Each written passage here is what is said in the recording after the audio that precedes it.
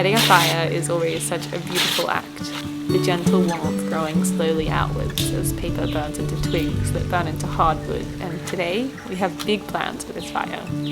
Julia is cooking up a pumpkin soup and I'm boiling a treatment for bamboo. Ever since we were kids, we've come down to this special camping spot and just hung out every weekend or every school holidays. We love this place, and since I renovated it a few months ago, we've also just reignited that love for this place, and we've been coming down here lots and just experimenting with different things and sitting still for a bit, camping, doing all of the beautiful things. So I woke up early when the sun first reaches through the rainforest and the golden glow initiates the bird song, so that I can get this fire burning.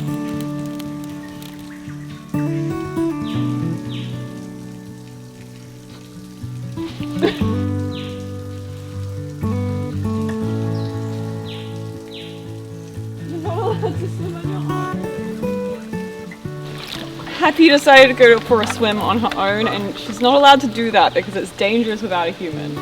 Happy, come back! But I really don't want to go in.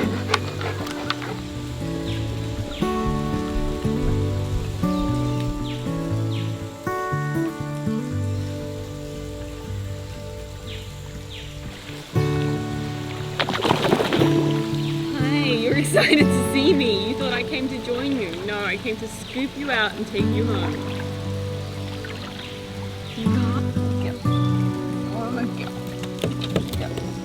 Stay there.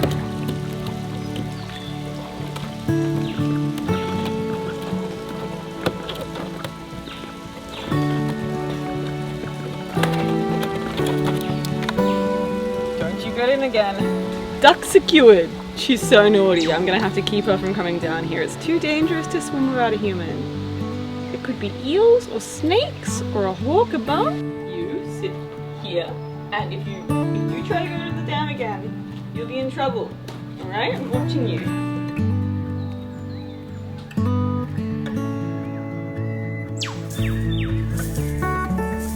It's pumpkin season at the moment, so this week we've been harvesting lots.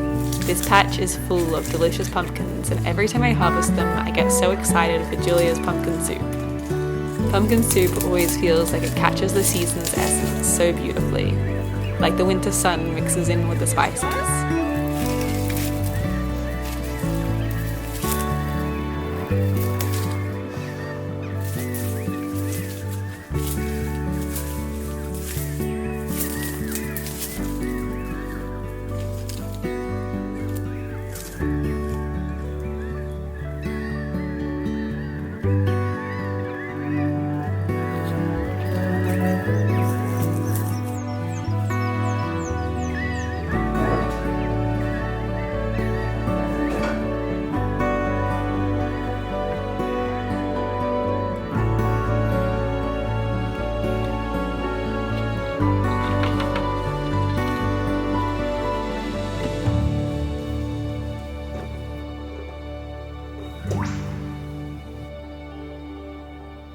Last week I harvested lots of bamboo to build a truck camper from. You can see more of this process and in-depth treating and designing over on my own channel, Anastasia Vanderbyl. So today the plan is that I'm going to light a fire so that I can start soaking the bamboo. I need to create a mixture, so I need hot water for that, so that's what the fire is for, and then I'm going to mix it with borax and boric acid, and that's going to treat the bamboo. No job can be done without Happy the duck by my side. She just loves hanging out with humans, so we often just bring her with us. She lives with 7 other ducks and goes home every night and must tell them all the adventures that she got up to.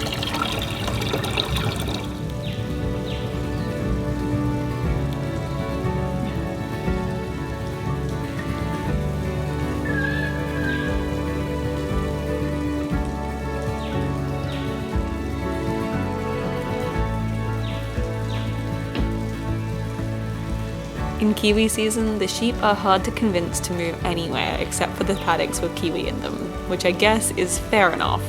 If I were a sheep that lived in an abundant food forest and ate organic fruit straight from the trees, I too would probably become pretty spoiled.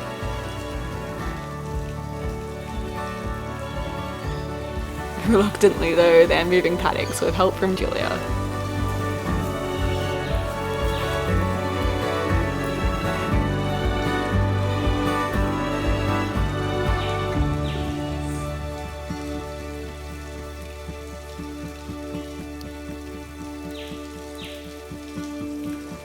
These scales were our grandfather's. He was a postman and he used them for work, and then our parents used them for weighing fruit.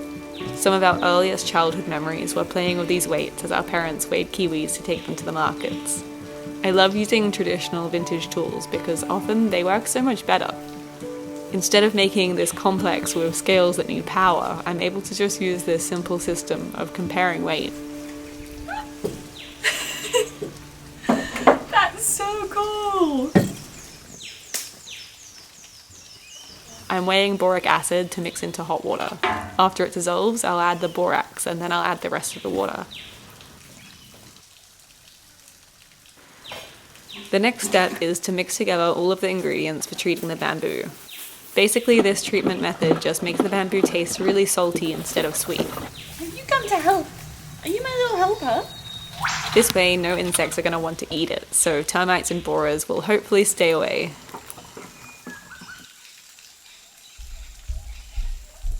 So I've hung all of these bamboos up into the tree, and so that way I can pour the mixture in from above, and then they'll stay here for 2 weeks soaking. Next, I added the rest of the water and started pouring the mixture in, filling all of the bamboo poles with the solution. Surprisingly, a lot of solution fits into these poles and it took a really long time slowly pouring it in until they were all ready to leave soaking. They will now be left for 2 weeks and then I'll pour the mixture out, but I'll save it so that I can use it again next time that I want to soak bamboo. That's so cool, you can hear it flowing through each of these. Hello! Have you come to cause trouble?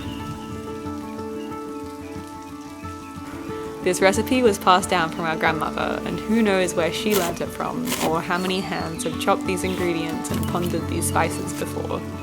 Ancestral knowledge passed between generations can be small. It can be things like a pumpkin soup recipe or our grandfather's scales, but it can also be large, like the way that we interpret things or communicate or find strength. I think the secret ingredient is just one potato amongst all the pumpkin and onion, and the potato kind of really creams up the soup and makes it so delicious.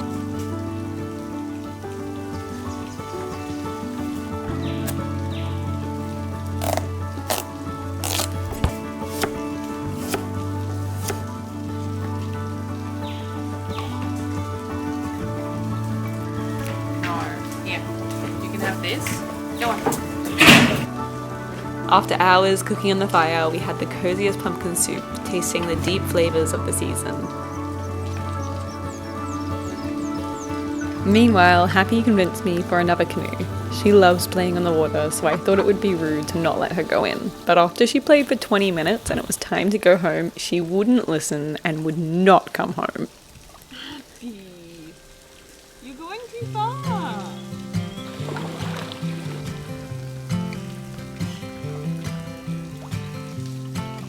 You've had enough to me. You've had enough to me. Happy! Come here. No! Happy! Gotcha! No jumping out. Finally, I got her back to land. Otherwise, she would play out here for hours. Home to land and no more swimming today.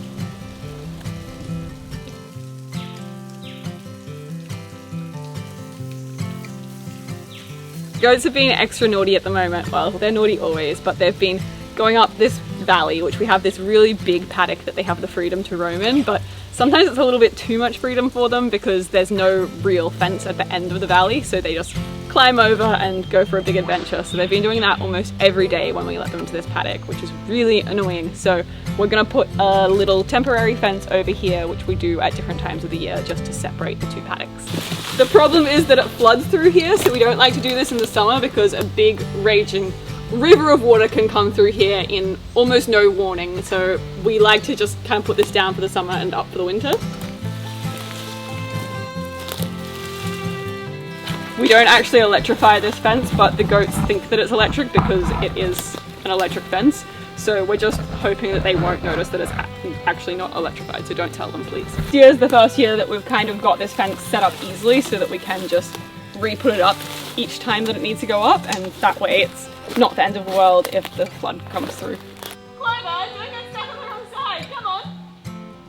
Clover! Clover also escapes through here, so it's going to be very good to have this fence up again, because then he can roam pretty free range in his paddock where he protects all the animals. But if not, he can get a bit too naughty or a bit too caught up in his role of protecting where he doesn't know where to stop and he just keeps going and ends up way up the valley. I'm just gonna weave this fence to this pole now and hope that the goats don't notice this hole, but I'm sure that they will, and I'm sure that one goat in particular, the boy goat, he's so naughty, and I'm sure it'll be him that finds this hole. If/when he finds the hole, it will mean that I'll probably spend the whole afternoon trekking up the valley trying to find them, worrying about these sweet little goats that I love so much, and then I'll find them just like munching some food somewhere and being naughty.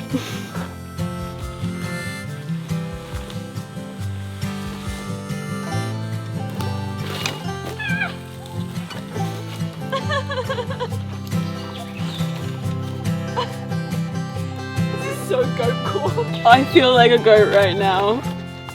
Oh, there we go. Ta-da! Clover's still missing though. Clover! You're gonna get stuck! While we wait for Clover to come home from his little adventure, I'm gonna get the sheep and test this out and see if they make their way through the fence. But the thing is that sheep won't, because sheep are angels. It's the goats that test it.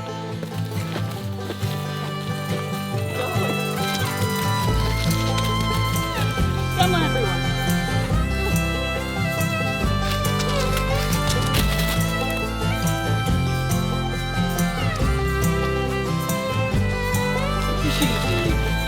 So naughty today. Good boy. Join the rest of them. Good sheep. Go on. Clover!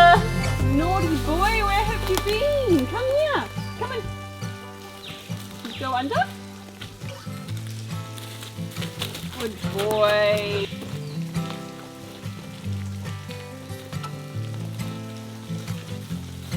I get so distracted just patting them for so long. But at the moment the tick season's just started again, so a few of them have paralysis ticks which can kill animals quite easily. They paralyze them first and then the animals will die, so you have to get them off.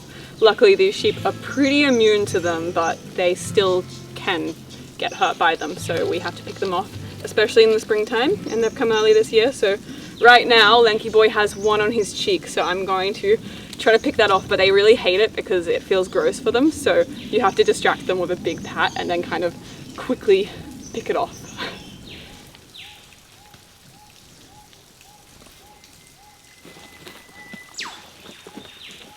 Just wanted to say thank you so much to our patrons. You support us to regenerate this forest, and you can see how beautiful it's looking. It's glowing. We planted so many cool ones through here and lots of native trees, and we're trying to regenerate it back into native bush.